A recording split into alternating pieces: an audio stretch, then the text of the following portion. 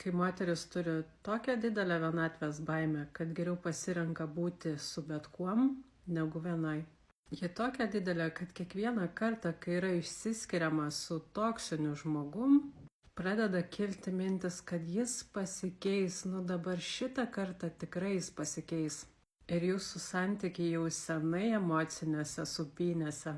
Pykstatės, taikotės ir viskas vien dėl to, kad gauti dopamino. Tai yra laimės hormono. Ir jis gaunamas tada, kada yra susitaikoma su toksiniu žmogum. Ir kad sekančią dopamino dozę gauti, reikia susipykti. Taigi turit priklausomybę toksiniams santykiams ir negalite iš jų išeiti, nes lyg magnetas, lyg kažkokia nenuvaldoma jėga jūs traukia atgal, kada tik tai susipykstat su toksiniu partneriu. Ir iš kur visa tai kilę? Kodėl jūs traukia į tokius santykius? Ogi visa tai kilę iš vaikystės. Vaikystėje patyrėte skaudžių išgyvenimų, kurie ir traukia jūs būtent į šiuos santykius, kuriuose jūs žemina, tyčiojasi iš jūsų. Jūs nežinot, kokios nuotaikos grįš jūsų antroji pusė, taigi jūs dėl to pastovioj įtampoj, strese.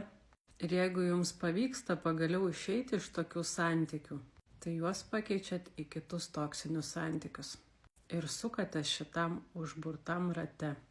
Ir kad iš jo išeiti, reikia pakoreguoti pasąmoninės programas.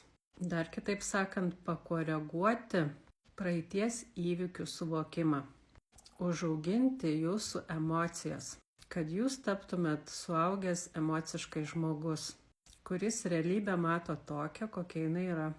Kas atpažinote šiame video save, registruokitės pirmai nemokamai konsultacijai. Ir aš jums parodysiu būtent jūsų pasąmoninės programas, kurios jums trukdo išeiti iš šito užburto rato. Ir kol neįklimpote į kitas priklausomybės, kuriomis malšinate toksinių santykių skausmą. Iki.